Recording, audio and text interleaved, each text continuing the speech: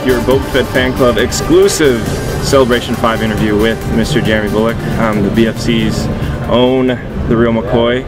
So, Jeremy, how is C5 for you so far? Well, it's been incredible. Here we are, Saturday, third day, and Thursday and Friday. It's unusual, Thursday, but it's a 4-day event, and it's been absolutely packed. And the people, what's so lovely is seeing people as they're coming towards you. They have this wonderful smile, you know, and you don't know quite what to expect. And mostly people are saying, "Thank you for being here." Well, we thank them, because without all the fans here, there are no films, there are no conventions. So this is for the fans. This is a special celebration for them. It has been fun. To begin, I just wanted to clear the air. Why have you not accepted my Facebook friends request? Well, I have a lot of requests. At the moment it's 1,003. I've heard it's very hectic. Yes, I could have. I sort of got onto Facebook, but I thought it would be nice. But literally, I don't have the time. No, I feel you. Now, if you said you were George Lucas, I might say, well, hang on, I'm extremely busy. I got. So you're friends with George? Well, I hope I'm friends with George, but I'm not sure that he's tracking me down on Facebook. Do you use any of the social medias? You do have a Twitter? A little bit. To be quite honest, I'm inept at putting things like that. And even a phone, my wife takes it out of my hand and said, "Look, we need to make this call. Stop mucking around." So you're going, well, oh dear, sorry.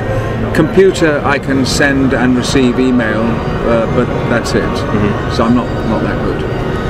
So that will be my excuse why I haven't accepted you. No, it's fine. So my real first question, I want to definitely talk about the dented helmet costume, which as a fan is one of the greatest things I've ever seen online. I didn't get to see it in person. We actually have a helmet, courtesy of the dented helmet, for the interview. What is it like to own your very own fan-made custom suit of Boba Fett armor? Well, when it was given to me, and it was quite emotional. I mean, it sounds funny. 26, maybe more, fans, dented helmet, different people working with them. Some people made the helmet, some people painted it, someone made the weapons, and the costume is for now, I mean, so much lighter than the original one I wore. But it is not that I rush out every day and go and get the morning paper, in the Boba Fett outfit, because that would be sad. But I have that, and I have worn it at a charity event. I saw that, and that was quite fun to act out Boba Fett once again. What is that like? Is it important for you to be that type of person with your fans, where they can build you a custom set of armor and that you wear it with them? Well, I mean, I think that was nice to make that, join all the guys, and you were part of it, and I actually trooped, and I'm now not an honorary member, but a member. I'm a bounty hunter. Yeah, so I thought that was nice. Obviously, I can't put into that everything that everybody else does. I can't. I just don't have the time. But I hopefully remain as a sort of bit of a joker, which I always was at school. I remain on that side, but not to take anything too seriously, but you take what the 501st do seriously. Right. Because the amount of work they do, every weekend they're somewhere. And that is incredible, giving up an awful lot of their own time. Yeah. Well, it looks great. Let's see, in 2010 we've had over 30 years of a character that had 5 minutes of screen time. What is it like for you watching kind of this thing you helped create, and just how big it's become now, at the point where an entire culture has developed, Mandalorian mercs, an entire 350 member organization, and a language, and everything that's come out of one guy? I mean, that's pretty huge. Well, I'm hoping to take over the world. Good. First of all, build up the Mandalorian mercs, build them up to become so strong. I will take over Lucasfilm and be in charge of everything they do. You were the first honorary member of the Mandalorian mercs, weren't you? Yes. Yeah. I mean, I feel it is quite incredible how fast it's moved. When they said, you get a lot of requests, would you do this, would you donate something like this? And yes, I will, up to a certain extent. And then you do get the odd few that might abuse it and say, I need 9 photographs. Oh, wow. Not made out to me, but these are all for charity.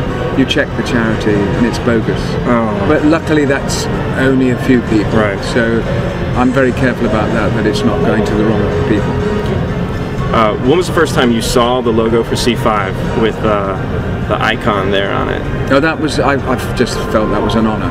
Maybe it was because of the entrance of Boba Fett, but to see that, you know, holding the gun and C5, and everywhere here seems to be sort of Boba Fett mania. The huge banners. Yeah, huge banners. There's huge big, from Gentle Giant, the big figure, which I got the first day. Immediately had to get one of those. So, did you ask me if you could take that home? What, the big one? That would be nice. I could put that on the top of my roof and just have it occasionally swinging around, and that might be a deterrent. Just rotate. Yes, just rotate. Now, this is the 30th anniversary of The Empire Strikes Back, and arguably one of the best Star Wars films, my favorite Star Wars film of all time. What from your performance was filmed that didn't make it to the final cut of the movie that we see now? Not a lot. I mean, there's quite a bit of stuff that I went off with second unit, sitting in Slave 1, doing a lot of sort of, well, it was actually remote control, but the viewfinder comes down, then you swivel in the seat and sort of do this, swivel round again and do. So not every bit is going to be in it. I mean, I was shooting for half a day to a day, and they pick out the bits with Boba Fett in Slave 1. So there is some on the floor, but luckily not too much was cut. You know, when you're filming, you think, wow, I really enjoyed that scene. Now, when it comes out, you think, where's the scene gone? And that happens, you have to allow for that. But luckily not too much of, mind you, I wasn't on screen very long, so they couldn't really cut too much. But I was just thrilled to bits to be involved with the whole thing, and I think I was very lucky I fitted the costume. You post on your website a lot about different pieces of merchandise fans have made or that you've bought. Is there a particular piece that's your favorite bit of Boba Fett loot? Well, there's all sorts of things from sort of cartoony, you know, with funny noses, and like Spudder Fett, which makes me laugh. That is funny. But I do have a little bronze statue, which is nice. I've bought a lot of stuff over the years. I've tried to work out to myself why. You've got a really impressive collection. I thought, why? It's not a big collection. It's and I've collected. Unique. It was sort of unique, and my grandchildren are there saying, "Is this you, Grandad?" And I said, "Well, yes, it is." He said, "But it's not moving." I said, "Well, I didn't move very quickly this morning, did I?" "No, but it can't be you because you're here, you know." So you've got all that. No, I like some of the stuff, and around here I tend to go and have a look, and maybe say to a dealer, "Oh, how much is this?" And it keeps the whole thing going. They say, "Well, if you sign a couple, you can have one." So that's quite fun. But there is going to be a time where I will probably pass them on to the grandchildren, because you can't. I mean, I've got the Boba Fett outfit, and I've still got to get a mannequin for that to be draped around. That's got to be an interesting thing hanging in your closet. Oh yeah. Let's see, on the convention trail, I'm sure you work with a lot of the same people over and over, a lot of the actors, Star Wars alum. Are there any friendships that have blossomed out of that? Well, I think, you know, I've got to know Peter Mayhew very well, big, tall guy, little Kenny Baker. And I know a lot of the actors that have all been in the theatre, people like Julian Glover, little Mike Edmonds, who was one of the Ugnaughts in Jabba's Day. You've kept friends with them over the years, and you meet up. This is where we meet up, have a beer, and say, "Hasn't this been fun this weekend?" You know. I hope it has. Let's see.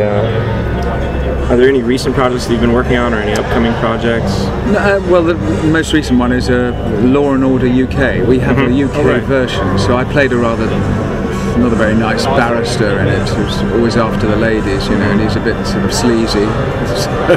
But that was fun. People say, "Oh, have you retired now?" No, I haven't retired. I'm still working as an actor. You seem to be very busy. Well, and if I can do some of the events, I will. I mean, next year, 2011, not that I will slow down, but I will probably do less in America than I have, because there's so much. I have 10 grandchildren, and you know, and I miss seeing them, so I will stay home a lot more. But we'll still come out if asked. We look forward to seeing you then. Let's see. Do you enjoy getting to share the character Boba Fett with Daniel Logan and a younger generation? Well, I think it's great now that there's the cartoon, the Clone Wars. There's young Daniel's come in. He's a young guy, and he's buzzy. Morning. that was the dark side just past me there. I felt it cold. Yeah, you could feel the cold. No, it's great that it's now the Clone Wars is so popular. It's absolutely fantastic. And if they do live action, that would be great. Do your grandkids watch the Clone Wars? No, because we don't have satellite television. We're way behind. No, we don't see it. I've seen clips of it, but they put it online. You know, oh, I know. Yeah. Well, thanks for telling me. I'll get round to that. StarWars.com. But you know, I think if they did the live-action series, I'd like to be having a cameo role in it as who's the captain? A bounty hunter who's wise, who sits in the corner. That'd be very just cool. Staring, not doing too much. Was Jack Sparrow's character from the Pirates movies when his dad's there? That'd be very cool. Let's see. My last big question. George has always said that for all intents and purposes, Boba Fett died in Return of the Jedi, and the extended universe has brought him back with books and comics and everything. But if you had to write a fitting death for Boba Fett, not necessarily in the movies, just 30 years in the future, what do you think? How do you think it would go? Well, he would just take all the knowledge that he's gained over the years. When he goes into that Sarlacc pit, I think he thinks, well, it's going to take me a while to get out, but he will get out eventually. He's too clever, and he's very dangerous as well. And someone who's thrown him down there will, even if it takes 1,000 years, and he's trained new bounty hunters. If he trains them, then someone's going to be hurt. He's dangerous, but he's fair. If I was to say to you as Boba Fett, I'm going to kill you, at least I've told you. I won't creep up. I've told you. That's it. That's a warning. It's over. Well, on that note, I'm sure I'll be killed in any moment. Jeremy Bulloch, thank you so much. Absolute pleasure. On behalf of the Boba Fett Fan Club, is there anything else you want to say to your fans? Well, no, just keep enjoying it, because that's what it should be. Enjoyment, wonderful characters. I think I was very lucky to be cast as Boba Fett, but I'm still here. And, keep following it. And with you fans, you're the ones that keep this whole thing going, and this whole weekend, 4 days, with George Lucas here as well. That's fantastic. Well, from Celebration 5 2010, I'm Boba Fett Fan Club's The Real McCoy, here with Jeremy Bulloch. We'll see you guys later. I have that strength.